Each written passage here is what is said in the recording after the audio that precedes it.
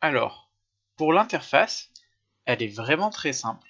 Vous allez voir, ZBrush il s'organise un peu en panneaux ou en palettes. Déjà, vous avez des petits volets sur les côtés de votre écran que vous pouvez ouvrir ou fermer avec des doubles clics. Vous voyez ici, ça vient ouvrir une colonne. Et vous voyez dans ces colonnes, je vais retrouver des sortes de petits boards comme ça. Et ces petits boards, ils ont une petite languette ici, et vous pouvez les prendre et vous pouvez les déplacer très facilement. Tous les menus que je vais retrouver sur les côtés, et surtout tous les menus que je vais être amené à pouvoir mettre sur les côtés, et aussi en bas, ça va être les panneaux qu'on retrouve en haut. Vous voyez le menu Alpha, Brush, Color. Alors on va pas tous les faire, mais on va quand même découvrir les principaux. Vous voyez ici, hop, je peux ouvrir n'importe quel menu, le prendre, simplement cliquer. Vous voyez, cliquer, ça l'envoie automatiquement dans une des colonnes. Sinon, il faut que j'attrape le petit pin et que je le déplace. Si je drague au milieu de l'écran, ça vient lâcher dans le vide. Ça vient faire disparaître le panneau. Au centre de l'écran, je vais retrouver le viewport. Alors, on va tout de suite essayer de créer quelque chose à l'intérieur et d'essayer éventuellement de tourner autour. Vous allez voir, ici, là, à gauche, j'ai les petites brosses. Ici, j'ai quelques options qu'on va pouvoir tester dès qu'on aura une géométrie. Et en haut, j'ai quelques menus MRGB, RGB qu'on va pouvoir explorer dès qu'on va pouvoir commencer à sculpter.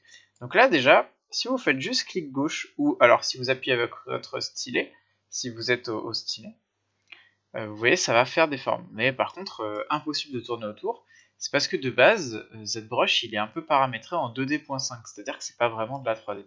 Donc ça, là, vous voyez, j'ai rempli mon canevas. Bon, déjà, si je fais CTRL-Z, je peux le retourner en arrière, mais surtout quand j'ai un canevas, donc un canevas, c'est ce qui est au centre qui est un peu pollué, comme ça, je peux faire CTRL-N et ça va le supprimer. Donc nous, on a besoin pour peindre vraiment enfin appeler un objet 3D, on a besoin de sélectionner un objet 3D. Là, vous voyez, à droite de ma souris, si vous n'avez rien touché à votre interface, normalement, vous avez le panneau Tool qui est ouvert ici. Ce panneau Tool, si je clique ici sur Tool, il va m'ouvrir, vous voyez, une sorte de petite fenêtre. Et je vais retrouver quoi? Des sphères, donc en fait des primitives 3D, hein, des cubes, des cylindres, etc. Des broches de 2.5 que nous on va pas utiliser en fait dans ce tuto parce que nous on veut faire de la 3D avec ZBrush. Mais du coup on va aller par exemple chercher une sphère. La sphère c'est la primitive la plus commune. Vous savez en 3D on part souvent d'une primitive et ensuite cette primitive on la modèle, on modifie sa forme pour obtenir ce qu'on veut. Et bien sur ZBrush, la forme la plus fréquente, c'est la sphère. Donc une fois que j'ai cliqué sur sphère, je vais faire un clic gauche dans le vide, là vous voyez, et je maintiens enfoncé mon clic gauche, et je peux venir appeler la sphère. Vous voyez, ici on voit un peu qu'elle est pas en très haute définition, il y a un maillage. Si je viens appuyer sur la touche Shift, hop, vous voyez, je peux la contraindre sur un axe en fait. La mettre droite, la mettre inclinée, etc. Donc là, vous allez drag and dropper votre sphère.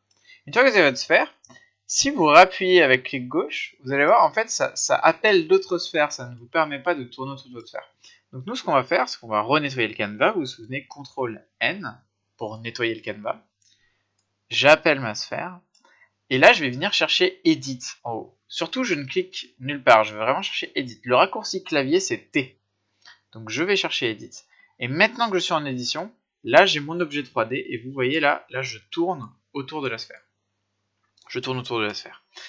Et donc, alors pour tourner autour de votre objet dans ZBrush, on est sur un clic gauche ou alors juste vous appuyez avec votre stylet et ça va faire pivoter. Si je viens chercher dans la zone grise sur les côtés de mon canevas, ça fonctionne aussi. Ça peut être utile notamment quand je suis très zoomé et que je veux tourner un peu autour de mon objet. Vous voyez ?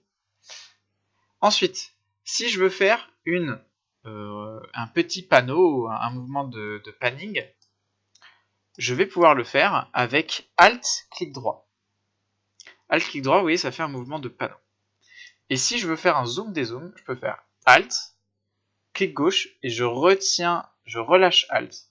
Donc Alt, j'appuie sur clic gauche, et je relâche Alt, et là je vais faire ce mouvement. Vous retrouvez tous les mouvements que je viens d'énumérer ici à droite dans la petite colonne. Vous voyez, il y a Move, Zoom 3D, Rotate. Donc Rotate fait une sorte d'orbite autour de votre objet. Move, ça fait le panneau qu'on avait ici sur Alt clic droit. Et Zoom 3D, ça zoome ou ça dézoome. Il y a beaucoup de personnes qui préfèrent utiliser ça plutôt que le raccourci Alt clic gauche Alt, clic gauche, relâcher Alt, parce que c'est parfois plus simple, plus facile. Par contre, vous allez voir qu'au fur et à mesure de l'utilisation, ça devient quand même un outil relativement facile à faire. Si vous appuyez sur la touche Frame, ou si par exemple vous avez perdu votre sphère, et hop, vous faites F, vous voyez, ça recentre la vue sur l'objet. Donc, si par exemple je suis perdu, et le même bouton, là j'appuie pas sur F, je clique ici, vous voyez, ça recentre ma vue. Donc ça, c'est vraiment dans cette petite colonne, déjà, c'est les premiers outils qu'on va utiliser. Vous allez remarquer que si vous voyez là à gauche, j'ai le brush standard qui est chargé. Mais si je commence à vouloir sculpter sur ma sphère, ZBrush va me dire enable sculpting, please convert this 3D primitive to polymesh 3D. Alors là, quel est le problème? Le problème, c'est que pour ZBrush, j'ai chargé une géométrie, j'ai chargé donc la primitive de ma sphère. Par contre, cette sphère n'est pas encore éditable, et je vais devoir la rendre éditable pour ZBrush. Et ZBrush, il a un format pour ça, et ça s'appelle le Polymesh 3D. C'est un peu pour les utilisateurs, par exemple, de 3ds Max, c'est comme quand vous importez une primitive, et qu'après vous faites un éditable poly dessus, pour pouvoir la modifier. Donc là, moi, sur ma sphère, vous voyez, je vais venir chercher dans le panneau Tool, Make Polymesh 3D Tool. Je clique, et là, maintenant, si je viens passer ma souris et faire clic gauche ou passer mon stylet sur ma sphère, je vais pouvoir sculpter. D'accord? Donc ça, c'est vraiment important et il faut le faire, sinon malheureusement, vous ne pourrez pas sculpter. Donc là, j'ai importé ma petite géométrie.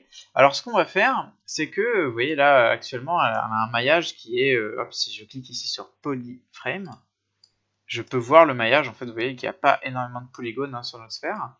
En tout cas, pas de manière suffisante pour sculpter. Donc ce que je vais faire, c'est que je vais la subdiviser. Donc on va explorer au fur et à mesure des vidéos les différents panneaux. Mais par exemple, vous voyez dans le panneau Tool, en fait je vais retrouver plein d'options qui vont me permettre d'interagir avec mon tool. Par exemple, vous voyez dans le panneau déformation ici, j'ai la possibilité de venir faire des bends, de venir faire des tapers, de modifier la forme. Alors pour l'instant ça non, on va pas trop le toucher, mais ça existe. Hop, on va nous aller chercher dans le panneau géométrie. Et vous voyez, dans le panneau géométrie, alors il ne faut pas avoir peur parce qu'il peut y avoir énorme, il faut se dire, oh là là, les menus sont ultra complexes, il y a beaucoup de choses. On va voir que ZBrush, c'est surtout des combos d'outils, et les outils, on les découvre petit à petit, et c'est assez digeste, et finalement, c'est beaucoup moins lourd à apprendre qu'un Maya ou qu'un 3ds Max quand on arrive vraiment de zéro. Et puis, vous allez voir qu'il est assez instinctif, et qu'il est assez sympathique à explorer. Donc là, sur Divide, si je divide ma sphère, en fait, ce que fait ZBrush, c'est que il fait une subdivision. En gros, il prend chaque polygone et il le divise en 4, donc il multiplie par 4 le nombre de faces. Et le raccourci pour ça, c'est CTRL-D. Hop, CTRL-D. Vous voyez là, j'ai ajouté des polygones, maintenant j'ai beaucoup plus de petits polys. Et donc maintenant, si je viens sculpter, du coup, hop, j'ai plus de définition.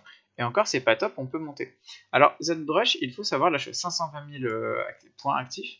Il faut savoir que ZBrush, c'est un logiciel qui est vraiment optimisé pour encaisser de la grosse géométrie, parce que voilà, il est fait pour ça. Et du coup, il faut vraiment pas hésiter à monter et à faire ce qu'on appelle du high poly, donc ça veut dire sculpter des objets qui ont pas mal de définition. Donc là, vraiment, c'était le setup de base pour commencer à sculpter, et dans la prochaine vidéo, on va commencer à voir quelques petites brushes.